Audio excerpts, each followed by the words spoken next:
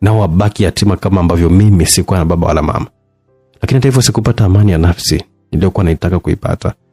Uovu niliokuwa nimeutenda ukawa unanirudia mara nyingi zaidi. Sikupata amani ambayo nilikuwa nategemea kuipata. Ilinipasa niende kuungama kanisani ili nipate amani ya moyo ambayo nilikuwa nimeipoteza kwa muda mrefu. Wakati huu maneno ambayo mama yangu alikuwa ananiambia akiwa yuko kifani yalikuwa yanazunguka sana katika akili yangu. Ndipo nikaona kuna haja ya kumrudia Mungu ambaye nilikuwa nimemwacha kwa uzembe kabisa. Nilihangaika sana na kwenda kwenye madhehebu mbalimbali, lakini sikufanikiwa kupata ile amani niliyokuwa nahitaji. Amani ya moyo wangu tu. Ndipo siku moja nikapanga safari ya kwenda jimboni. Nikatamani sana kuongea na askofu ambaye kwa kweli nilijua kabisa angeweza kunisikiliza shida yangu. Hakuwa na muda wa kutosha kunisikiliza, kwa hivi nikapanga kwenda wakati mwingine. Wakati huu nilikuwa nimeanza kwenda kanisani, ila walau sikuwa mshiriki wa mkate. Wakati huu akili yangu ilikuwa inaelewa wazi kabisa kwamba kufanya hivyo ilikuwa ni makosa, kwa sikuwa safi. Nilipata shida kubwa sana kiafya, nikaenda hospitalini nipate matibabu. Bahati mbaya sana nikazidiwa. Katika hali yangu hiyo nikajua huo utakuwa labda ndio mwisho wangu. Niliomba niitwe padri nipate kuungama na kupatiwa mpako mtakatifu wa mgonjwa. Padri hakupatikana. Kama bahati tu askofu yule ambaye nilikuwa nimetamani kuongea naye wakati uliopita alitembelea pale hospitalini niliyokuwa nimelazwa, kwa hivyo akaombwa anisaidie kutokana na hitaji la moyo wangu. Niliungama na kumwambia kila kitu kibaya ambacho nakumbuka. Nilikuwa nakumbuka kwamba alikuwa nimekifanya. Akanipa ushauri wa kutubu dhambi zangu. Nikapata amani ya moyo. Nikawa kama nimetoa mzigo mzito sana ambao ulikuwa umenielemea kwa muda mrefu. Kama muujiza tu, maradhi yaliyokuwa yananiandama yakaniacha. Nikaenda kwenye kituo cha polisi nikajishtaki kwa yote ambayo nilikuwa nimeyafanya katika maisha yangu. Kwa pamoja na kusamehewa dhambi, nilikuwa napaswa kulipa gharama za makosa nilikuwa nimeyafanya.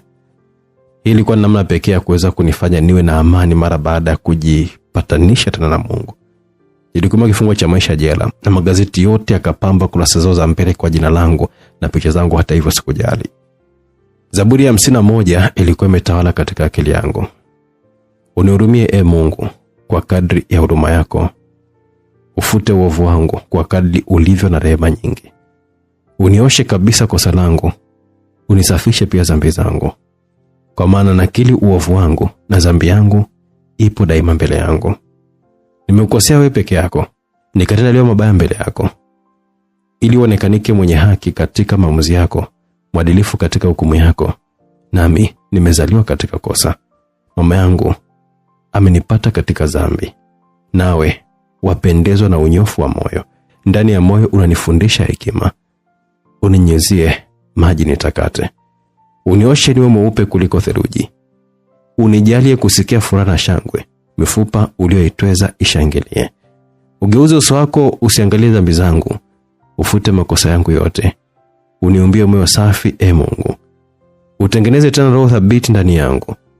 Usinitupilie mbali na uso wako, wala usiniondoshe roho yako takatifu. Unifurahishe tena kwa wokovu wako. Unithibitishie roho karimu.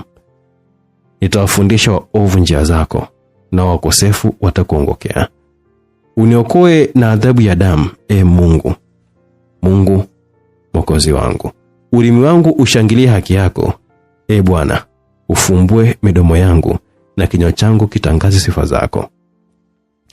Kwa maana upendezwi na dhabihu, na kama ningetoa sadaka ya kuteketeza hungeipokea. Mungu, sadaka yangu ni kutubu rohoni. Mungu, hutadharau moyo uliotubu na kunyenyekea. Bwana, utende Sioni wema kwa kadri ya wema wako, ili ujenge upya kuta za Yerusalemu. Halafu utapokea dhabihu za sheria, matoleo na sadaka za kuteketeza. Ndipo watatoa ndama juu ya madhabahu yako. Hiyo ni Zaburi ya 51. Msikilizaji, huo ndio mwisho wa simulizi. Mwandishi anasema ni mwanzo wa simulizi nyingine.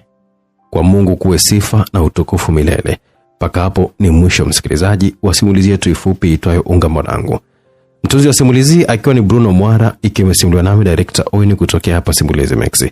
Tukutane katika simulizi nyingine fupi wakati ujao. Bye bye.